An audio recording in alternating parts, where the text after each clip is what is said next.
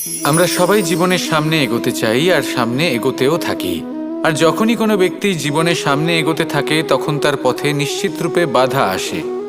তখন মানুষ ঈশ্বরের কাছে প্রার্থনা করে যে হে ঈশ্বর, আমার জীবনে যেন কোনো বাধা না আসে, আর যত বাধা আছে তার হাত থেকে আমাকে রক্ষা করে নিও।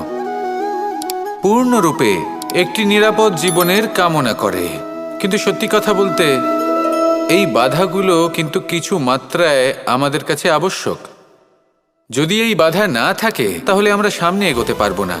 একটা উদাহরণ দিই, যখন আমরা হাঁটি তখন এই মাটির একটা আকর্ষণ বল থাকে যেটা আমাদের নিচের দিকে আকৃষ্ট করতে থাকে। সেই কারণেই সামনে পথ চলা কঠিন হয়ে যায়। কিন্তু এই আকর্ষণ বলের কারণেই আমরা সামনে অগ্রসর হতে পারি, কারণ এই আকর্ষণ বল আমাদের ধরে রেখে দেয়। তার জন্যই আমরা মাটির ওপর টিকে থাকতে পারি।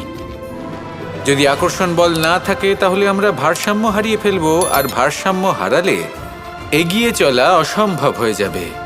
সেই জন্য কখনো জীবনে পূর্ণরূপে নিরাপদ জীবনের কামনা করবেন না। এই যে বাধাগুলো আসে তা কোনো না কোনো কারণে আসে। এটা কেন আসছে সেটা বুঝুন, এদের স্বাগত জানান। এর থেকে যে শিক্ষা লাভ করবেন সেটাই আপনাকে এগিয়ে নিয়ে যাবে।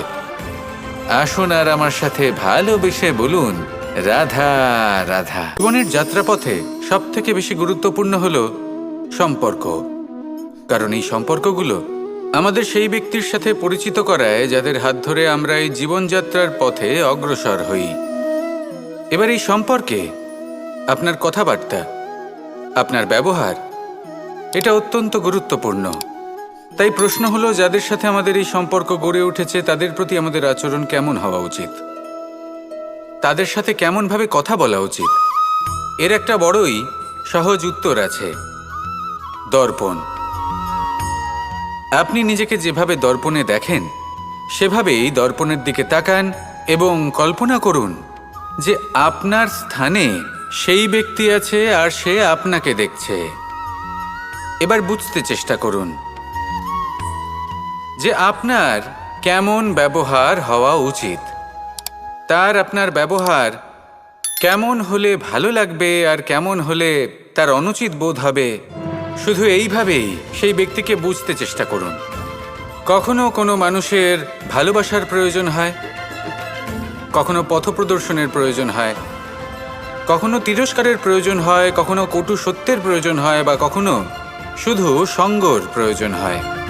যদি দুজন ব্যক্তি এভাবেই একে অপরকে বুঝে অগ্রসর হন তাহলে এই সম্পর্ক আজীবন চলতেই থাকবে। আসুন আমার সাথে ভালোবেসে বলুন, রাধা রাধা।